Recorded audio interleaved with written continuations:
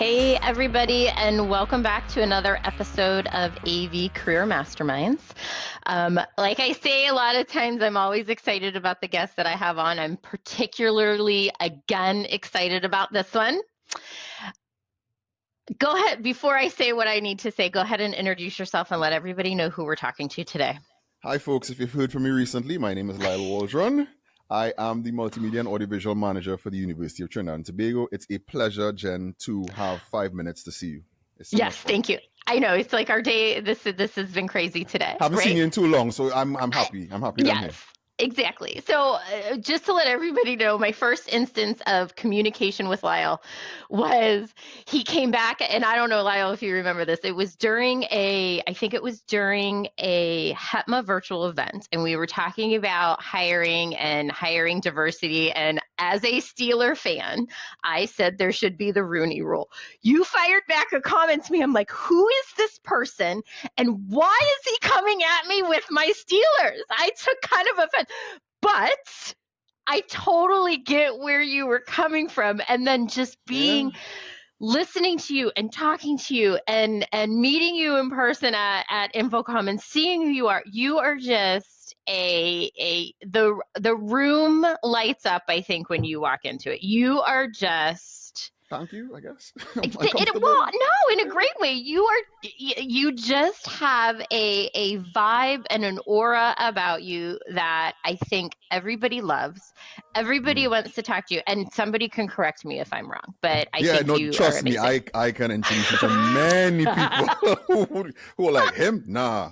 But I think, well, for those who don't know, because I know it was published last year in one of our publications at HETMA, but I'm neurodiverse, I think is the cool term. I'm a high-functioning autistic male. It's a gift and it's a curse. It's like I'm socially awkward, so I always have to find a social purpose. And like I remember messaging you because like you were so, your philosophy and what you wanted was so spot on. But this is one of those cases where like I can't speak to, as an example, being a woman. I can't speak to what the monthly, daily grind of being a woman is. And like when you were going through it, like, yeah, we should have a Rooney Rule. I'm like, you do know the Rooney Rule does not work, right? Like, you know, because I am like a huge football fan, and I am football neutral because I come from Trinidad. I don't have, like, I'm not like you, like I'm a Steeler fan or my dad was a Cowboys fan, so I just love the sport. And again, because of the autism, I love the psychology and the strategy in it. So I'm looking at you and I'm like, yeah, she's sincere. She's for real. But I think because of that sincerity, I'm going to give her, unfortunately, a taste into the world in the window of my mind. And, you know, just to not keep it as an inside joke, basically what, as short as I can, the issue with the Rooney Rule is if we look at it, how many black head coaches do we have? How many, you know, and when you go through the math of it, you'll realize that it becomes just a rubber stamp check mark to say we've done what we've needed to do. We believe in diversity. The truth of the fact of the matter is most people don't believe in diversity because they misunderstand diversity. Diversity is not about giving, it's been co-opted now by a certain segment of society, but DEI has nothing to do with giving people that don't deserve an opportunity, right? So that's what the co-opting, you know, lie has said. And the issue with that is that lie hits us in the chest as people who believe in meritocracy. We immediately, you know, like violently go, oh no, that's bad. DEI therefore is bad. We don't want anything to do with it. That's not what it is. DEI in some ways is not even about, I mean, it helps, but it's not even about people who've crossed every T, dotted every I, risen to the highest office in the organization, but still can't get a seat at the table. What DEI really is about you and your benefit. If you have a team of people that looks like you, sounds like you, and thinks like you, that's where the diversity is lacking, which means you're not going to get the bestest idea on the table. You're going to get the same idea times 10. So that's what diversity and equity and inclusion is about. It's allowing you access to people and talent and resources that you won't have on your day-to-day, and then vice versa. It allows those people and those resources finally to get a chance. And that's all it is. DEI does not say, okay, Lisle, you're now working under Jen because you and Jen, you know, get along well. It does not. It means when Jen is getting her resources and she's trying to hire that person, that I at least get a chance to have a conversation and make a case for me. Correct. And you are right. And you know, when I said that, like you said, it's the concept, right? I don't know. Again, I'm a female. I'm not a black male. I don't know, right? Everybody, we can try and say, oh, I'm going to try and put myself into your shoes and understand what you're going through. No, you can try. You can hear me. You can try and listen, but you're never really going to feel it. No, and I mean, I'll have to give people who do that no credit, because even if you're unaware because you lack self-awareness, because I'm the president of the lacking self-awareness team. But even if you are, the mere fact that you recognize that, hey, look, I think we should try to expand our little circle, to me, that is enough in major ways, because it's the first step. It says that there is some sense of self to go, okay, I think we could do better if we hear from somebody that I don't know or is not like me. Right. And, you know, so, I mean, to your credit, which again, it's just the mere fact that you were going through the philosophy of it. I'm like, yeah, she's on point. Thing is, like you said, you're not a black guy and you're not a black pseudo immigrant. So trust me, it's a double whammy for a non-US citizen. Right, exactly. And so to that point of giving people a chance, right? So, you know, I love to understand, one, how you got into the AV industry, because we all kind of fell into the AV industry regardless of where you are in the world. Everybody does. Everybody. And part of you know why I'm doing this podcast and also being on the board of Next Level Learning is we're trying to get more youth and trying to get and work with organizations to help expand that. So how did you get into being in tech? So I'm a proud high school dropout. I actually never finished high school, funny enough, right? And I think back now, you know, being 44 with an MBA, wanting to do my PhD, I was a troublesome kid. Oh my God, I was the worst. So I ended up basically getting what is the American equivalent of a GED. In the British system, it's like 5 O-level passes. So math and English being the core. It means you could speak, you could read, you could count.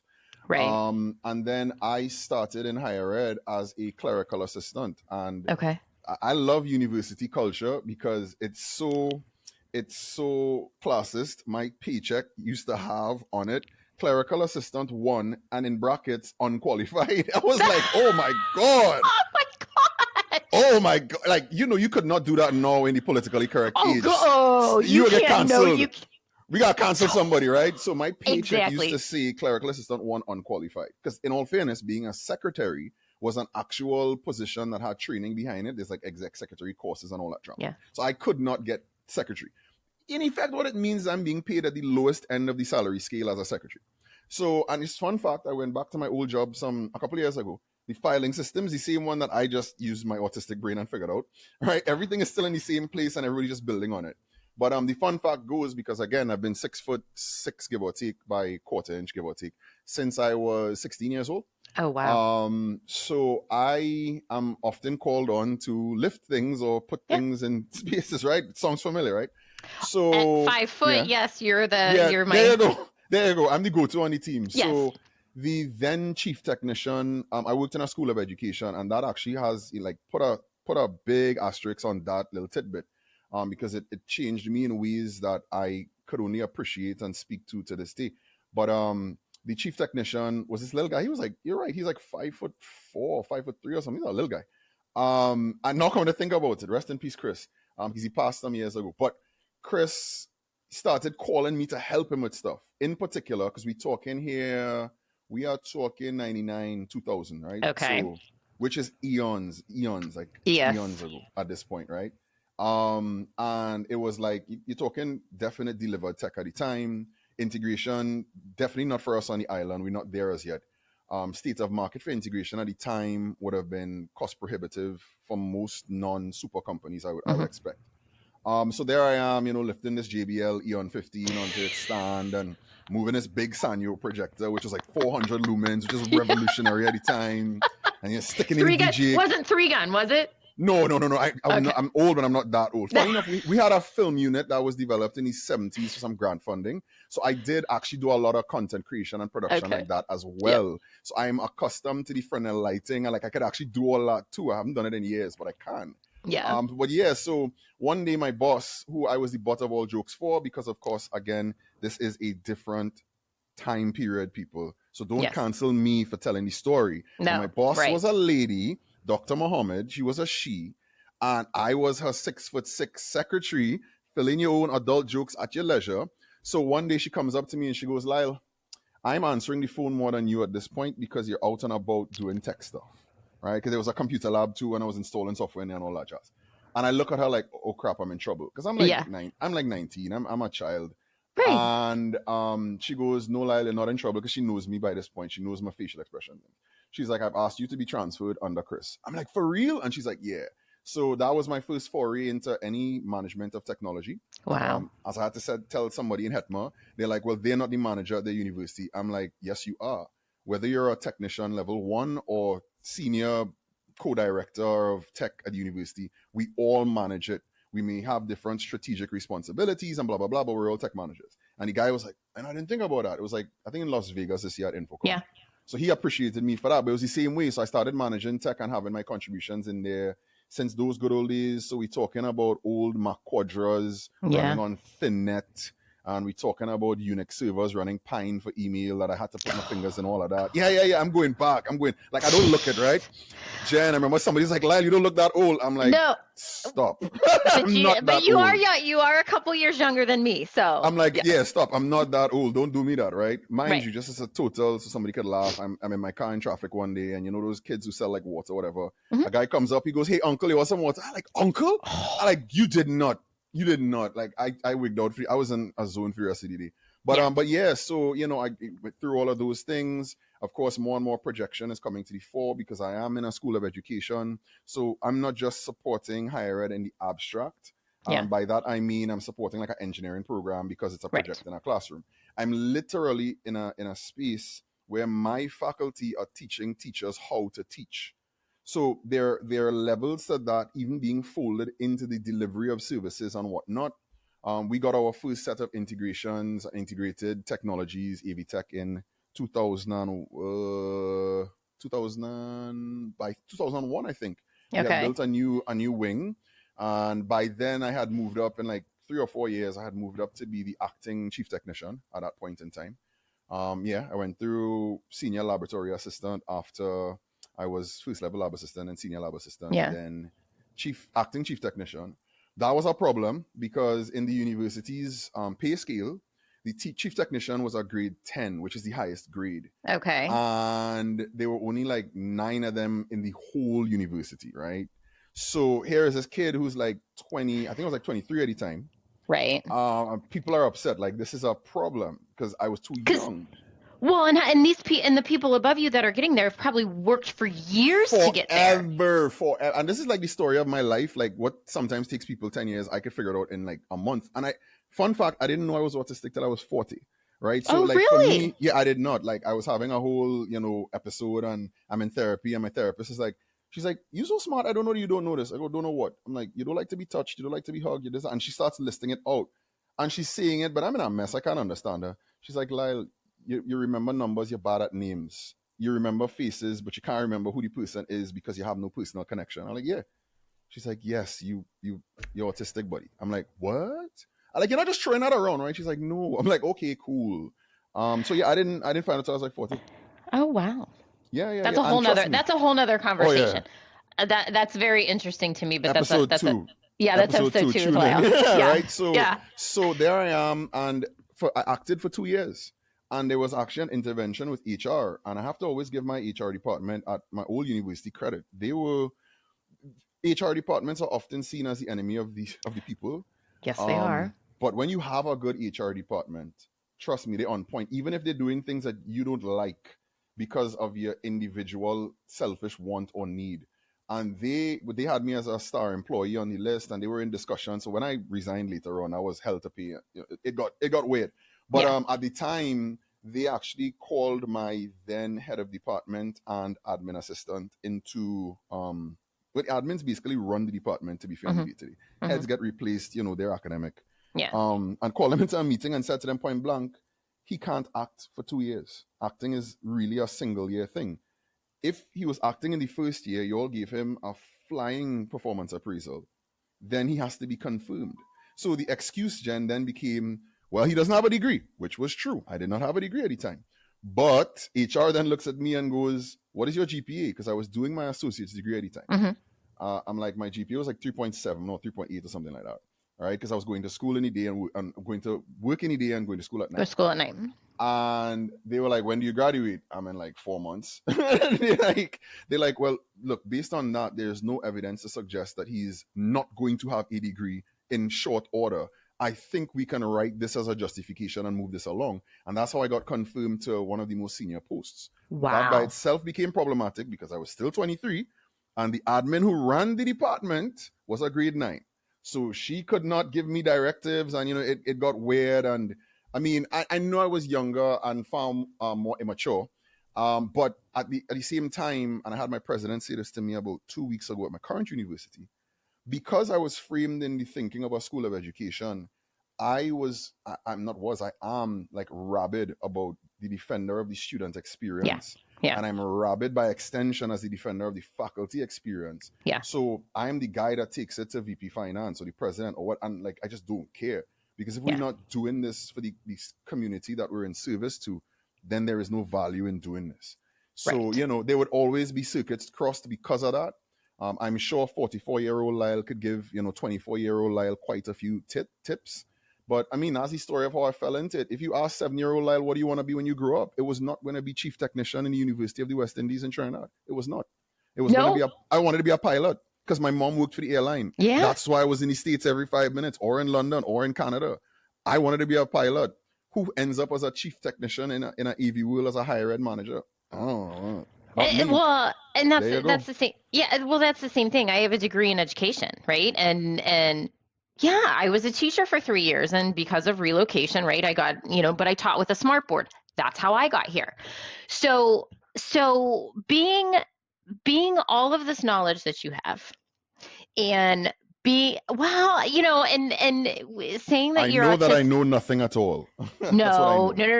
Saying, hearing you say that you are autistic and when that makes sense in a way in things that I have heard you talk about and the knowledge that you have. And I go, oh my God, he must have, he has a brain that just soaks Never it in. Never turns off. It's a gift and a curse because sometimes I got up at 2:00 this morning with a thought. It was like a DJ thought because I also spent 10 years on radio. I'm not even active. I play music for Hetma more than I do for anybody else. I know. Right. But again, if you understand the context now, when you see me in the booth in Vegas or in Orlando, it's because I have to have a social purpose. Yes. And that is my purpose. And music is like a lot of math in it. So I'm just very comfortable with it. Right. But yeah, that's how I connect to people. I don't have to talk to strangers that I'm either overwhelming if I like you or I'm underwhelming because I'm socially awkward. Right. I just get to play some songs and then people run over oh my God, you're so cool. And I'm like, okay. And then you just move I'm the weirdo, right? Thank you. It's like, I have no idea what to do anymore. Just, because I'm cognizant of who I am. And by that, I don't just mean Lisle internal. It takes years to learn who Lisle is internally and befriend me and all that jazz. I'm cognizant of who I am Lisle external. Fun quick story, when I met my rep from Crestron, because we were a Crestron shop, William Strupp, Bill. A lot of people know Bill. I remember one day, Bill and I are literally on a beach in Trinidad, Maracas Bay, and we're sitting down eating a shark and bacon shark. Trust me, look it up. It's fun. Okay. Bill enjoyed it. Bill looks at me and he goes, Lisle, how did you do it? And we had the story. And then I look at him and I go, Bill, why did you believe me when I came to you? Because I did not meet Crestron or Bill with the backing of my university. I was out of pocket, self-funded, still am to this day. I recognized that I had to get my feet into the States in AV and higher ed AV. I recognized I had to make my voice be heard because there are things that could be done better. I was just doing it same way me talking to you about the Steelers. Yeah. And Bill looks at me and he goes, and this is why I'm saying I'm cognizant of my physical stature. He goes, because I had long dreads. I had like dreadlocks all the way down to my back. Oh, Bill wow. goes, yeah. At the time I was like 380. So I'm built like an offensive lineman with dreads. He goes, boy, the first 3 times you walked up to me in the booth every year. Hi, my name is Lisle Waldron. I'm from UWI. What can Crestron do for me? I was scared. I was like, is he gonna take my wallet? I'm like, Bill, that is not politically correct. And we had a good chuckle off it. Right. And and Bill is just like, I will never forget the dean of my faculty. I came into his office a day, Prof, blah, and it just is like, right? And he takes off his glasses and he starts tearing up with laughter. He says, Lisle, sit. He said, let me tell you something, because he was Guyanese. He said, let me tell you something as an old Guyanese man, to a young kid coming up in this thing. Don't you ever dare walk into my office ever again shouting at me, I am the dean. You are like, right? And I freeze because I'm like, oh my God. And he's still laughing, with tears running on his face, even though he dresses me down. He says, Lisle, sit. He said, let me give you the best piece of advice that you've ever heard. You don't recognize the force that is Lisle Waldron when you enter into a space. As soon as you get somewhere, find a place to sit, because you're talking to people who are half your height. It's not going to work well. I'm like, oh snap, I never thought of it. He told me that when I was 21, and I've held that to this day. So I try to sit when I talk to people. I try to lean. I try to, I like literally kneel down a little bit, like I sink on the knees, because I understand my physical state. Yes. And I'm very cognizant of it. So hell of a trip being Lisle Waldron for a day. I would invite anybody, but you don't want it. It's rough. I would take the height. Trust me. I'll take the height any day, because 5 foot for all my life is making me crazy. You know what, Jen? You'll take the height until you hit your head walking out of a JetBlue plane. You will, right? I'm telling you, that hurt. That hurt. I'm sure it did. I'm sure it did. You turn around and all the cabin crew like, ooh. I'm like, yeah. This is embarrassing. I know. So it goes. Yeah. But yeah, so that's the story. This is the guy, the kid. I'm just a 14-year-old trapped in a 44-year-old man's body. So talk about, because kind of the reason we got here, because I know I said something in the HETMA chat about people that were looking for postings and if they would go through and just kind of make a note saying that the posting got filled, because I want to try and help support, obviously, because that's what we're all about. And you made a comment about, yeah, coming to the States. I'm like, what? Wait a minute. People are always surprised when they hear me say that. And I mean, the most summarized version of this is twofold. One, I grew up from 0 to 13 being a kid who used to fly out to Trinidad to come up to the States for Thanksgiving for one day, then coming back for like New Year's, coming up for 4th of July, because my mom, as I said before, I think works for the airline, right? She worked for the airline. So there was a point in my life in single digits where I was just running around New York like a wild kid. Again, people don't cancel me. It was a different era. You can't walk around as a kid back in the day. Your parents would let you outside.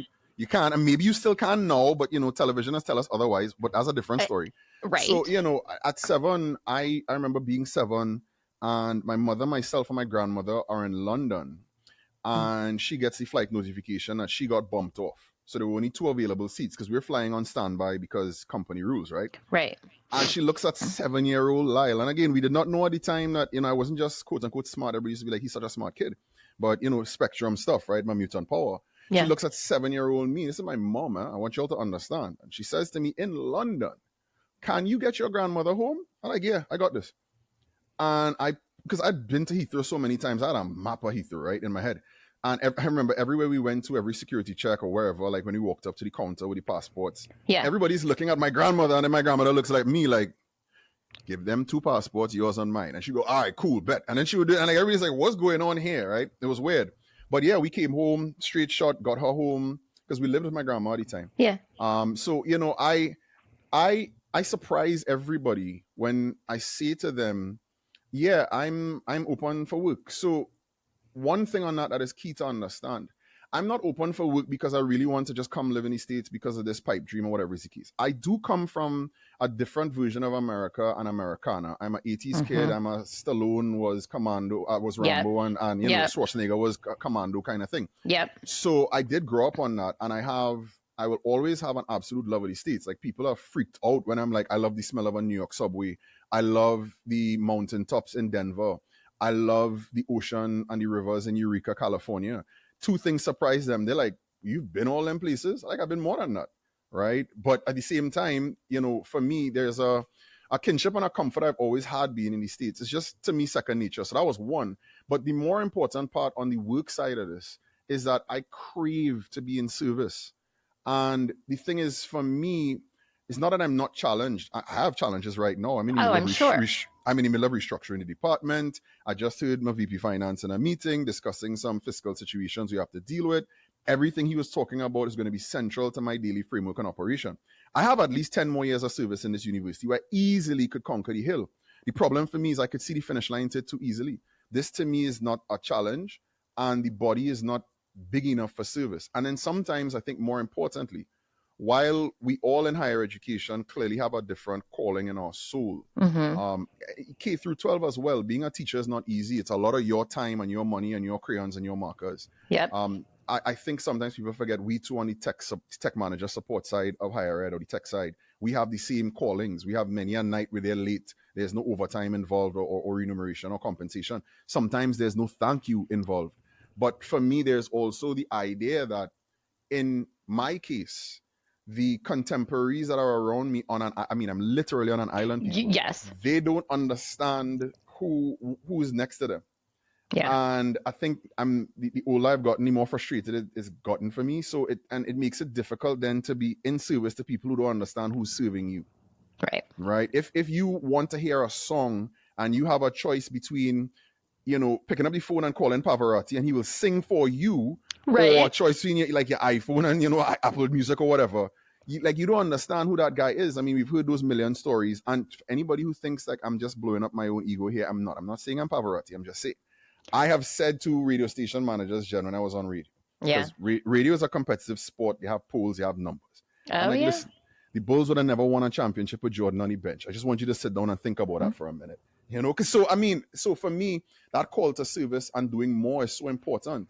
And it's the only reason why I started applying for jobs outside of the country. Where I am at, there are 2 universities. Where I'm at right now, I'm the manager for all of the AV for the University of Trinidad and Tobago. It's a national university. I have 10 campuses, down from 12. We had to shut some down in some financial crises we had some years ago, on 2 islands. It is a fantastic puzzle, because this is how I see it. Problem is, as I said, I've kind of solved the puzzle. I just need the funding and the executive backing to get it done. But the framework for this is in place. My team, I'm a big guy in succession planning. That's like one of the things I did for my thesis for my MBA. So I leave now. I come to the States for a month for Infocom or whatever. My team they're good. I was in Grenada. Yeah, I'm in St. Lucia the other day for my first vacation in 10 years. Thank you. That was so good. Right. And I come back and they're like, yeah, we had these failures, this, that, the other. They did not call me. They did not message me. So like, I'm really confident in my ability to create structures and those kinds of things. And let it not be said, because they will take me to task when they hear this podcast. But I have an exceptionally fabulous team. Yeah. They bat so far above the average. It's not funny. I am powered by fuel that I do not, underestimate or overlook at all. So here I am on the island. I've solved the problem. Great. But there's so many other problems I see. I come to the States, I hear about schools, implementing XYZ technology, and I'm sitting in a round table and somebody's like, I don't know how to get faculty to use it. I'm like, wait, you actually get money to do things without having a process for figuring out what they want? So you just get to buy like millions of dollars of stuff and then figure out what faculty needs? I'm like, oh, I need to come up here. I'm like, yo, I could do this. And the crazy thing about that is it goes from extremes. You have the colleges and the universities that do that. Yes. And then you have the colleges and the universities, the small ones that are lucky to get money. Yeah, they on Amazon every 5 minutes and just, piecemealing it all together. And like for me, I think that was the linchpin to all of this. So before I even applied for the first job, as I said, I'm flying to the States, I'm coming up. At the time, Infocom had the EduCom sub-conference, right? Correct. So I attended my first EduCom in Anaheim. And then the next year, it gets flipped over to UB Tech. So UB Tech was doing this thing as an education sidebar. It was like a whole different hotel, a whole different show floor. And like I attended the first 2 years of UB Tech. And I'm like, okay. I'm sitting there going, but I actually think I know more, as much, if not more than some of these presenters, right? So I'm like, I apply to present. They say yes. I have my first set of presentations. Yeah. I get like just mad kudos. They ask me to come back. I'm like, all right, I do a workshop on how to design classrooms on a budget. That went crazy. Like I have Craig and Britt Yenser. Yeah. They were in one of my sessions. Like when they told me, I went back to, because I still have all my files, of course. I went back to my attendance registers and there they are. I'm like, Craig Underwood, Britt. I'm like, Jesus. So I'm coming back around now to a space where this older version of me, I was on a job interview the other day for an unnamed school on the West Coast, where a guy is looking at me saying, hey, Lisle, I don't know if you remember me, but I was in one of your sessions in UB Tech in about 2016, and this is me like, awkward. This is going to be weird. Well, awkward. So, yeah. But here's the thing about that, though. You made an impression years ago. Yes. Right? I am a firm believer that everything happens for a reason. Yeah. So you made those impressions years ago. Those people that heard you probably were not in a position then to say, I want to talk to this guy and I potentially want to figure out how we need to bring him in because he's got dreams and goals and aspirations and can make a change, right? So fast forward now. Yeah. Those people are now seeing other things that you're doing, now understanding the scope of what you can do, the ideas that you have, how you're doing all of this because you've done all of these sessions, right, over the years. So this is $1 million question in the room, right? Why are you still there? What's the obstacle for you? It's as with all things, it's multidimensional, multifaceted. So let me give you the big ones, and there are a few. So let's pretend for half a second that I was regular Joe Schmo, Lisle Waldron, who actually lived in the States for whatever reason. Because fun fact, my dad is actually a resident and has always been. I just never asked him to file for me. And because I never wanted to. I always said to myself, if I was going to make it, I was going to make it on my own 2 feet. Okay. And in many ways, as far as I'm concerned, I kind of have, because here I am in 2024 sitting talking to you about my experience. Right? Sometimes making it is not what you want in the way you want it. It's just what it is. So barrier number one, and let's deal with the pseudo-negatives first. Maybe I'm not the man in these streets, just to be a little hip-hop here. Maybe I'm not the man in these streets, right? Right. It's a possibility. I don't think it's the case. I think where the barriers to entry come for externals. So a couple of things. One, the U.S. legal hiring process is not the same for a non-U.S. citizen. So things that they cannot do to you in an HR process that you could sue for, right? I cannot. So because of that metric, they have to be on their P's and Q's with you, Jen, whereas with me, it's different. So a fun fact, I was asked to apply for a job earlier this year. I did because of my, I don't want to say devotion, but my respect and appreciation and admiration for the individual that asked me to apply. Right. I applied, I get past the resume screening portion. I am on my job. Down here in Trinidad, my phone rings. All right, I don't know this area code because I know my area code 718. I don't know this area code. Hello? Hi, Lisle. My name is XYZ. I'm from so school. I work in HR. 2 questions. 1, do you have a work visa? No. 2, do you expect us to sponsor your work visa? I don't expect it, but I guess if y'all want me, that's what y'all would have to do. The HR handler says to me, well, okay, Lisle, I can tell you at this juncture, this is not going to happen, so you can go ahead and withdraw. Imagine somebody telling you, Jen, that you could withdraw from a process. I'm like, I did not know what to do for 2 days. I message said revered gentleman, and I go, hey, I'm telling you this out of my respect and admiration for you and your position. Right. I'm not saying this to you for you to do anything. I'm not asking for a back channel favor. I'm telling you out of transparency. This happened 2 days ago. This was the situation. I was told to do this. I'm not sure how to proceed. Correct. Now, I knew getting into this, and I think I said this to at least a couple of my colleagues.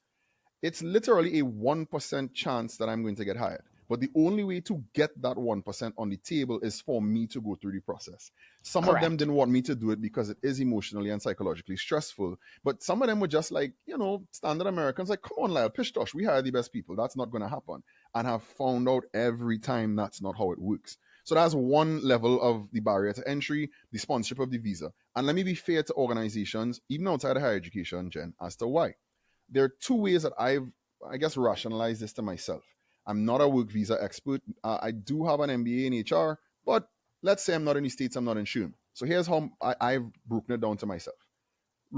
Thing number 1 is sometimes these processes, and I'm not even getting into how much money it costs to get the filings done. Right.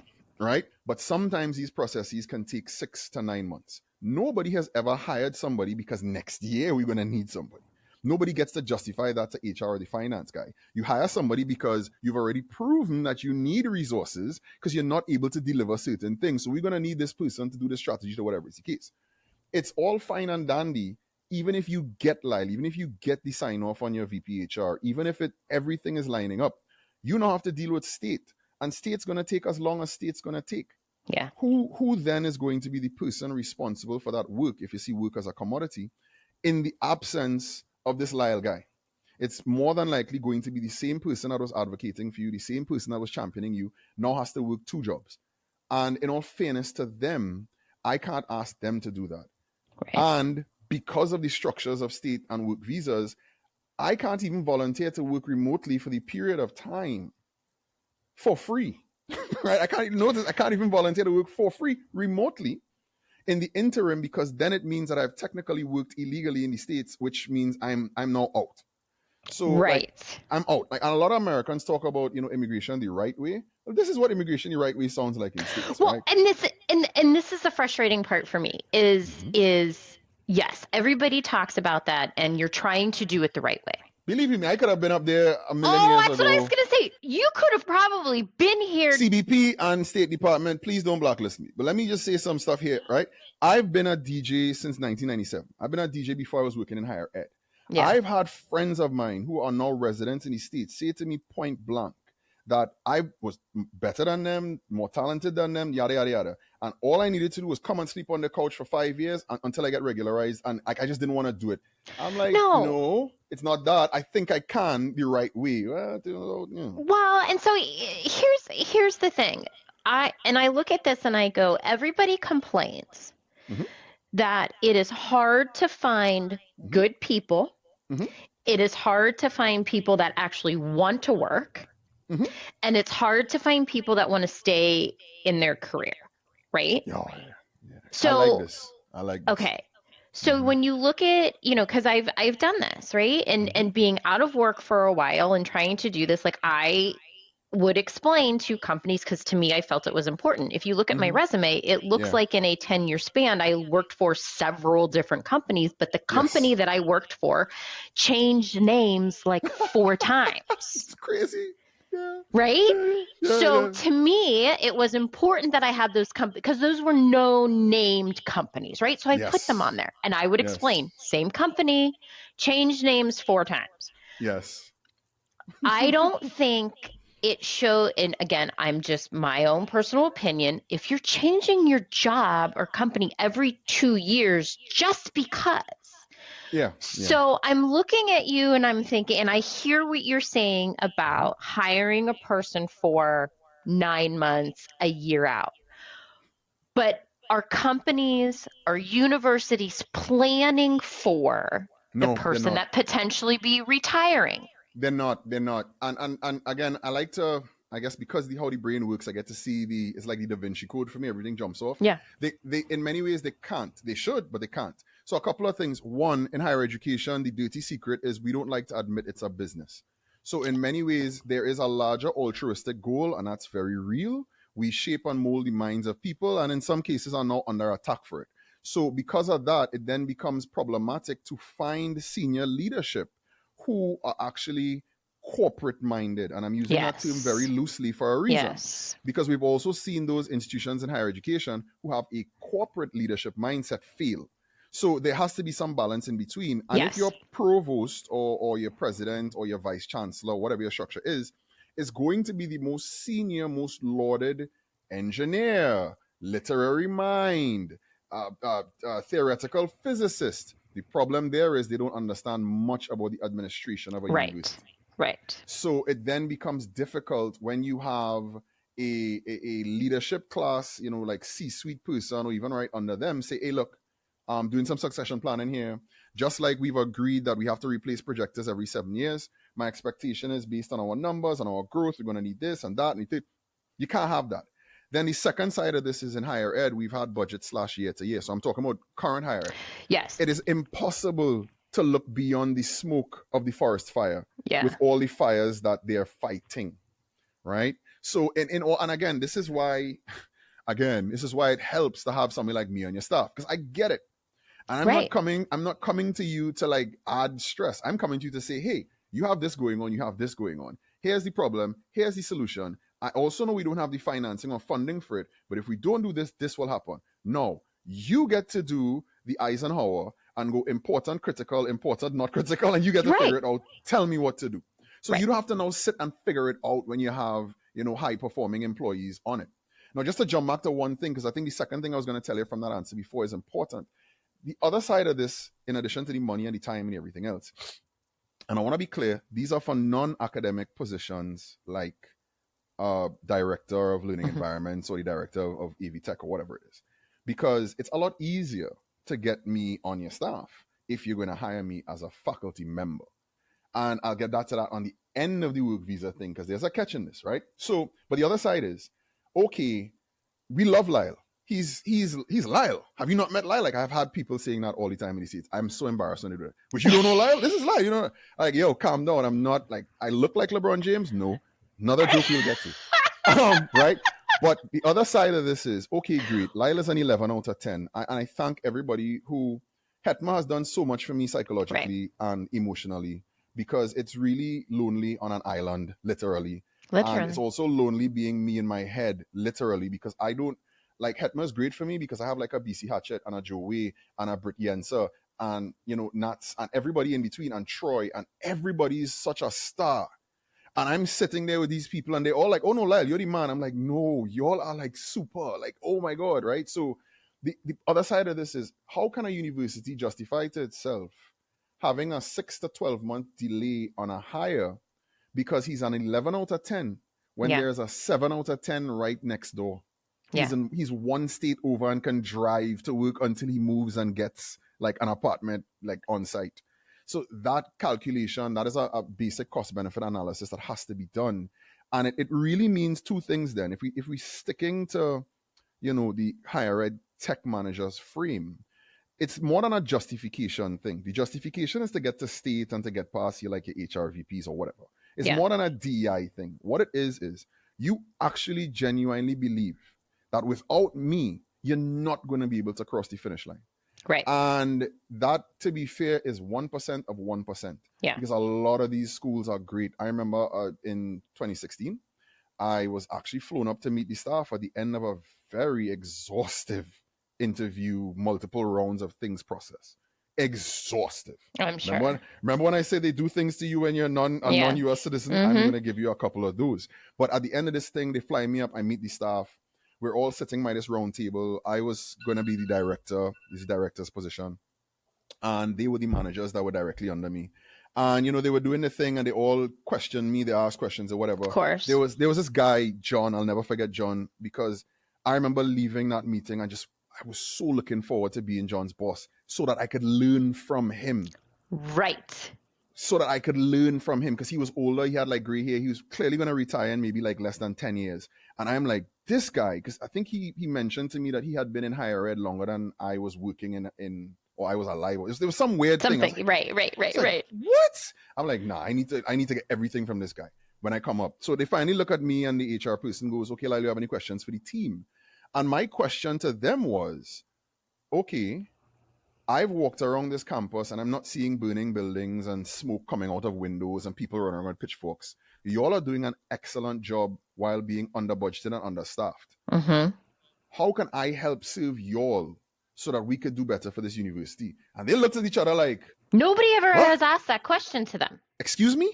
And the same John guy, because he's clearly the senior, he's the father figure in the room, he's the OG, as we would say in the community. And he looks at me and goes, I need you to communicate to the president, da da da da da da. And I remember leaning back. This was the loveliest, most organic exchange. I lean back and he said, like, that's it? Have you not met me? Don't you know who I am? And everybody starts to laugh, right?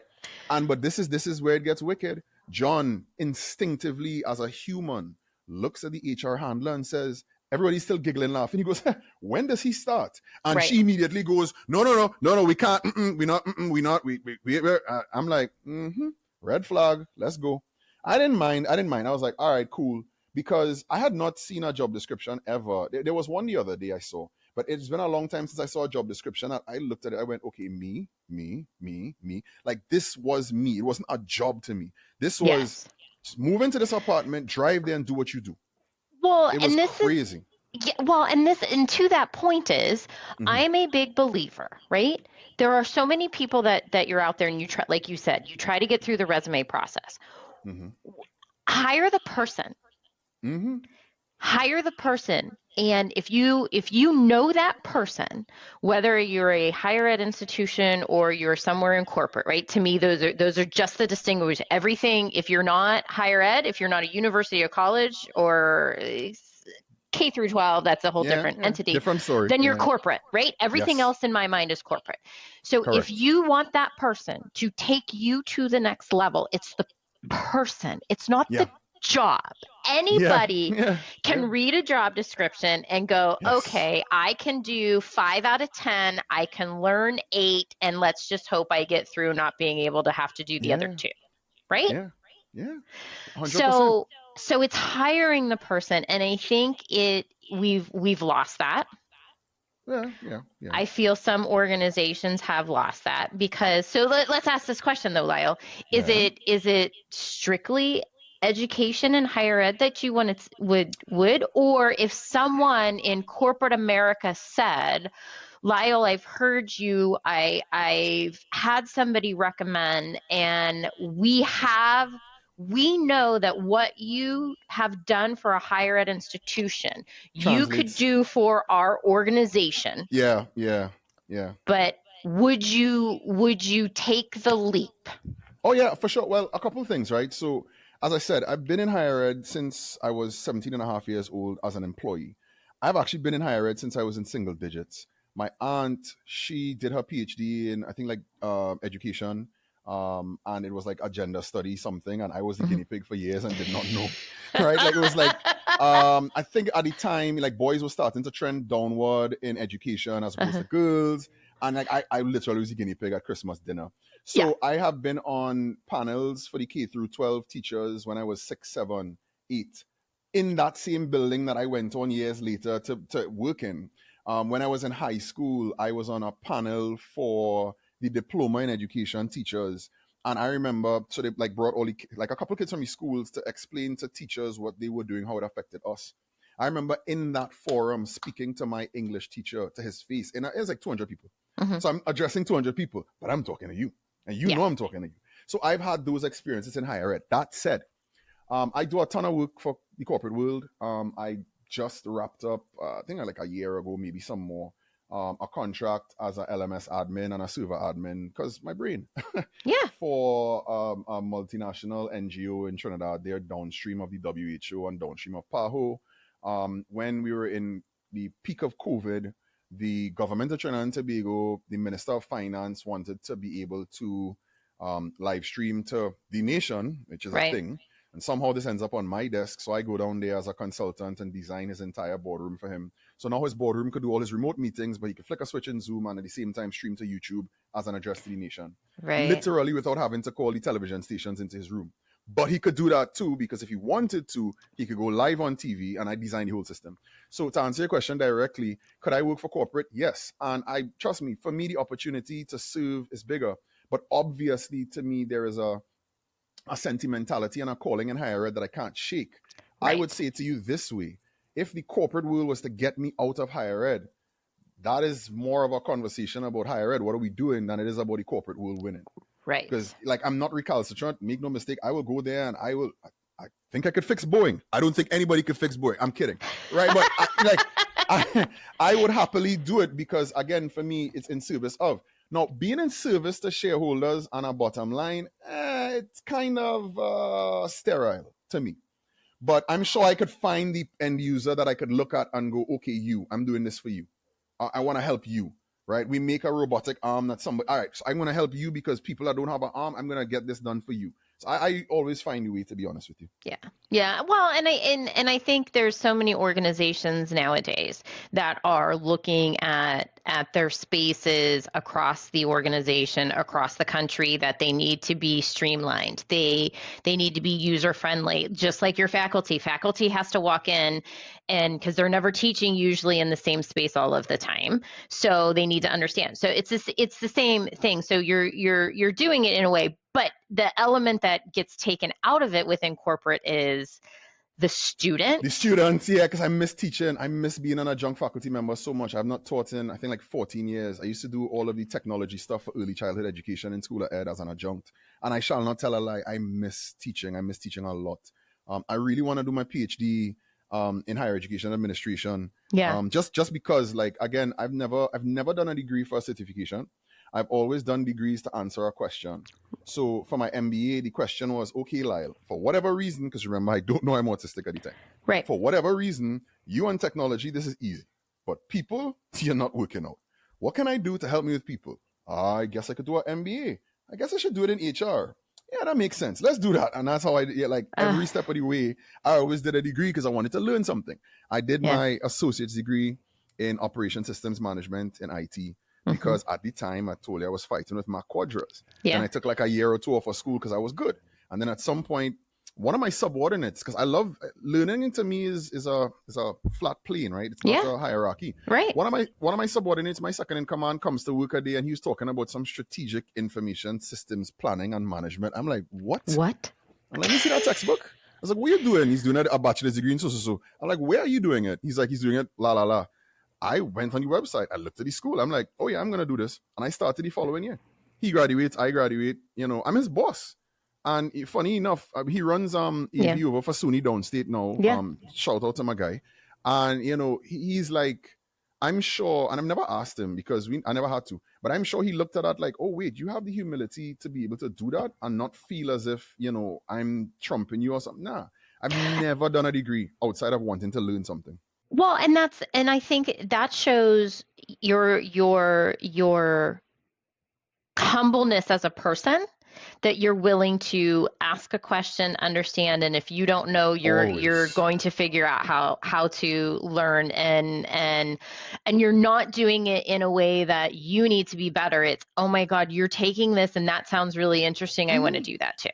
Well, when I started doing the program and he and I started like having synergies on that, we were able to fundamentally transform the operation. And that was the goal, right? So for me, I mean, I'll tell you this much though about the corporate shift over. I think the real untapped thing that people don't know about me is, and I don't want to say because of the MBA, but because of the logical thought patterns in my head, it's kind of like when Ernst & Young and those firms started hiring autistic people to look at the numbers. Yep. But my business consultancy is the most untapped thing. So like I always do the cost benefit analyses and I always do the strat planning and I always do the whatever is the case. And for me, those are the things that I translate into the corporate world in the morning. Yeah. I can work in a bank if I want to. Like I'm not even worried about the tech side. So there was a point in my life up to literally was the stop. I was thinking about joining SHRM and like just going into the HR track because I could, right? I was thinking about doing just full programming pre-AI. I'm like, let me just do programming. I've always flirted with just becoming a full-time radio DJ. So the question for me isn't what I can do, it's what I can't. And usually what I can't do is anything I don't want to do. Right. I'm supremely driven by I want to help others, but then I'm also supremely driven by I want to be psychologically, emotionally happy and satiated. Yeah. And that for me comes with a sense of satisfaction that I've done my best to become my best, in like what John Wooden said. So yeah, for me, I think those are the little cheat codes that nobody's going to know because they're going to think, okay, Lisle hire a tech manager. Okay, he's smart, whatever. You don't want to see me take a look at your books and say to you, okay, why do you pay Microsoft this for an E3 license when you could go with an E1 and da. Yeah. And I mean, that doesn't mean I'm going to be right, but you now have a different data point, going back to the diversity convo, where you now get to go, wait a minute, let me think about this. Let me see if I could apply, okay, it does not work, but these things are lessons learned from it that we could apply in this other space. So trust me, that side of me is really the cool side that I don't get to tap into a lot. Yeah. I don't know, Lisle. Maybe it's your own business here. I see lots of things where it's, Listen, I have a registered consultancy company, right? That's how I got some of these other contracts down here. But I'm the worst at it because like I hate running behind contracts. I hate it. I hate it. Like I hate it. It's not. You have to know what you're good at, and that one is not in my wheelhouse. Right? I think that is one of my mutant powers. Is I have two of them. I'm able to break everything down into the simplest components. A buddy of mine in England said that to me. And it makes it so much easier, not just for me, but for me to convey to others. But the other thing, I know what I'm good at and what I'm not good at. And I'm not the guy, like especially in the male ego-driven world, I'm not the guy that Jen goes, hey, Lisle, what about XYZ? And I go, I know that. Let me tell you. I'm the guy that goes, yeah, Jen, sorry, I don't know any more. No, I know somebody in Northwestern named Troy. Let me call Troy and see what. Like I know that, but I'm very cool saying I don't know some stuff. So am I'm I. so cool with it. Yeah. And you know what, that just shows that as a person that you're self-aware and and being self-aware, right? It took 44 years, but I'm here now. So yeah. Trust me, I am always, people will ask me questions, I go, I know I do that. And I go, being self-aware is half the battle. Now, will I not do it in the future? Probably not. I'll probably do it again. Probably, yes. And I'm trying to not. But if I did, I'm sorry. Sorry, right.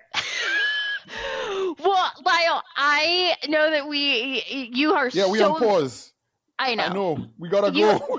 We could go on and on and on. And there will definitely have to be, I think, a part 2 with you again. And so what I want to say is to people that listen, regardless of where you are, like, again, hire the person. And Lisle is amazing. And knowing, Lisle, that you just said that you would love to be an adjunct professor that makes my brain think of a couple places that I may have to have a few conversations on for you. Jen, fabulous. Thank you. But 10 seconds or less. The reason I said it was easier as faculty, part of having a U.S. work visa requires you to leave the country for a period of time, I think every 3 years. Yes. It is, again, more difficult as a proposition to pay cost-benefit analysis an employee for 12 months of work, knowing that you have to let them leave the country for one of those 12 months, than it is for faculty, adjunct or full-time, because they have summer break and they have this and they have Christmas. So I'm going to be out anyway to leave. So it becomes kind of built in if I was faculty. Yeah. So I could be faculty, end up with a work visa, and then be a director of learning environments. But I can't do it the other way around. Well, not can't. It's just really, really tough. You have to want to get me there. Well, and I think that you have a knowledge base that's going to fit some places. Somewhere. Somebody gonna love me. Faculty. I have a few places in my brain that I think we need to have a conversation with, but that's just me. Super sweet. But yes, but Lisle, where can people find you if they want to talk to you? So everybody hits me on LinkedIn, and I'm sorry, I'm horrible at LinkedIn, but I'm gonna try. So it is, I think it's Lisle Waldron on LinkedIn. Don't hate me, I will send it to Jen for the show notes. Okay. But I'll tell you this, I've started doing something very cool. The original social media was text messaging. If anybody wants to get me, my number's already on the internet, so don't freak out, Jen. 868-683-2442. iMessage, WhatsApp, FaceTime audio, WhatsApp voice. Call me. Just don't call me 1 in the morning. I'm answering. Do not disturb the zone. And mind you, a quick learning for everybody. It is Lisle currently today, since we had time. Oh yes, time went back. So I am time EST, went back, which is like EST without daylight savings. Yes. So right now in the fall time frame before we spring forward, Lisle is literally an hour ahead. Yes. So there you go. We had to figure that one out because I always have to ask. Count on your fingers. Count on your fingers. We figured it out somehow. Exactly. Thank God I have 10 of them and 10 toes. Because I still use them, even though I'm a math teacher. I can't do basic math. I can do hard math, not basic. Well, Lisle, thank you so much for being on. I can't wait to see you in person again, whenever that may be. But I'm sure we will talk in some of the HETMA events that are potentially coming up. I know for sure we will probably see you at Infocom in June. High probability. High probability, yes. And guys, thank you everyone for listening. Please, any of you that are listening, take a listen to some of my sister podcasts on AVNation. We have some great ones there. I'm so honored to be part of this group. And remember, we are all more than words. The network for the AV industry. What are you listening to? This is AV. This is AVNation. This is AVNation.